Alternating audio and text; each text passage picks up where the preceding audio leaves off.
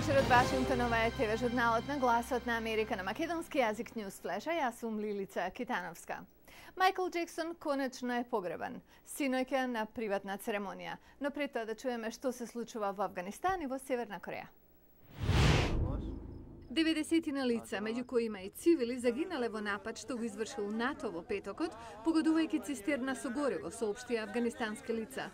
Представници на покрајината Кундуз велат дека мнозинството загинати се милитанти на Талебан.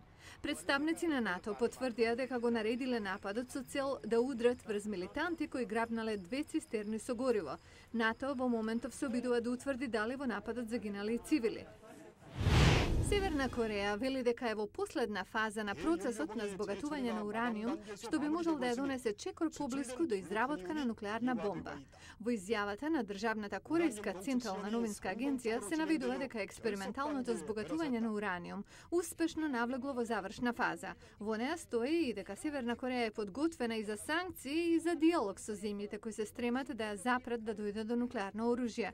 Но земјата предупредува дека ќе го засили своето нуклеарно на одвраќање доколку Советот за безбедност на Обединетите нации воведе нови санкции пред да одлучи да одржи разговори. Јужнокорејското министерство за одбрана за ваквиот став на Пјонгјанг кажа дека е особено за жалење и најави строга и конзистентна реакција. Американскиот специјален представник за Северна Кореја, Стивен Босфорд, во изјавата дадена во Пекинг, искаже загриженост за потегот на Северна Кореја.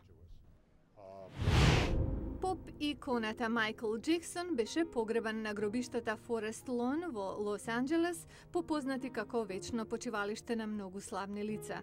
Повеќе од 200 членови од семејството Джексон и пријатели, вклучувајќи ја и поранешната сопруга Лиза Присли и актерката Елизабет Тейлор, се собраа на приватна церемонија да оддадат последна почит на познатата музичка звезда. Семејството на Джексон и неговите 3 деца и родителите, Кетрин и Џозеф, пристигнаа повеќе од 1 час подоцна во колона од околу 30 возила. Неговиот позлатен ковчег беше положен во мавзолеј на гробиштата, недостапен за широка публика. Во близина на легендарните холивудски звезди како Джин Харлоу, Клерк Гейбл и Керол Ломбард.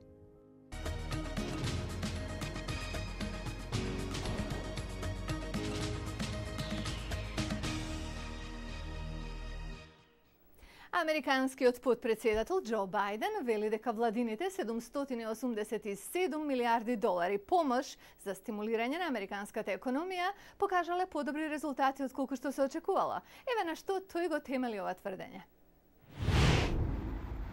Речиси 200 дена по усвојувањето на актот за обнова и реинвестиција, потпредседателот Џо Бајден кажа дека програмата од 787 милиарди ја променила траекторијата на американската економија.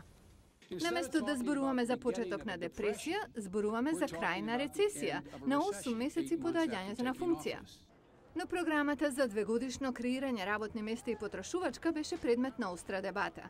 Ново истражување на Галуп покажува дека 51% од американците веруваат дека владата потрошила премногу, а 25% велат дека со стимулацијата економијата всушност се влошила.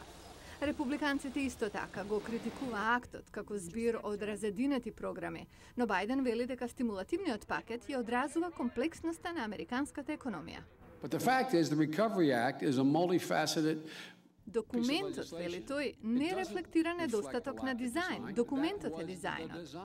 Но и покрај поголемата стабилност на Wall Street, растење на продажбата на недвижнини и поголемата продуктивност, рейтингот на председателот Обама опадна. Белата куќа бара трпение на подолга патека, но некои економисти не отфрлаат можноста за втор стимулативен пакет. Трговците велат дека потрошувачите и натаму трошат малку заради невработеноста, а невработеноста и натаму се очекува да оди нагоре, зашто дури и кога економијата напредува, невработеноста обично каска зад економските промени.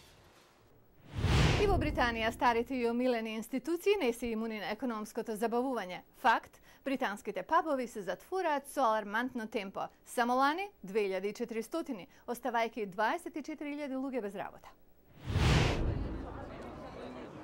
Критичарите велат дека ако владата во Лондон не ги намали даноците за пивото, негативниот тренд ќе продолжи.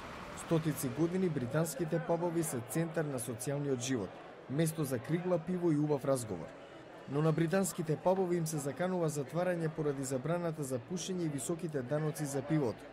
Бриджер Волш во овој бизнис е 42 години.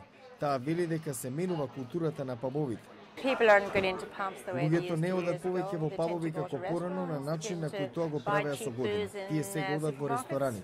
Ќе купат ефтин пијалак во супермаркети и пијат по домови во друштво. Пабовите кои некогаш беа место за пушење цигари повеќе не се тоа. Пушачите треба да излезат деновиве ако сакаат да запалат цигара. Тоа се одразува на бизнисот. Ако не може да добијат пиво со цигара, тогаш ќе пијат по дома. Нил Вилијамс од Асоциацијата на британски пиво и пабови вели дека проблемот е сериозен. 52 пабови затвараат секоја недела во Велика Британија и тоа е голем пораст. Ако не преземеме акција, ќе загубиме многу од омилените пабови. Вилијамс вели дека даноците на пивото кое се служи во пабовите се зголемени за 20% во последните 18 месеци. Ова се тешки економски времиња, вели тој. Забраната со пушењето цигари се совпадна со многу негативни фактори, зголемените трошоци, рапидно влошените економски услови, зголемувањето на даноците. Сето одеше во прилог на перфектна бура. Стюарт Милс, бизнисмен, во влошената економска состојба гледа можности. Тој е начело на интернет сервис, кој му возможува на корисниците да добиваат пошта во нивните локални пабови.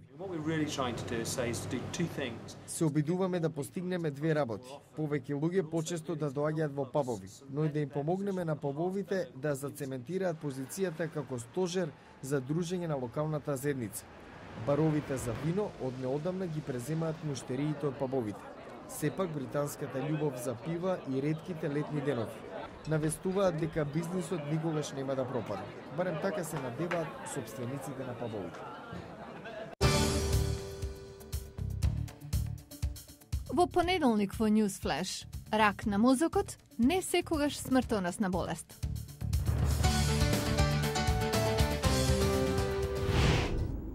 И тоа беше се за оваа емисија Newsflash од Гласот на Америка на македонски јазик од Вашингтон. Јас сум Лилица Китановска. На нашата веб страница glasnaamerika.com секогаш ќе најдете повеќе информации. До гледање.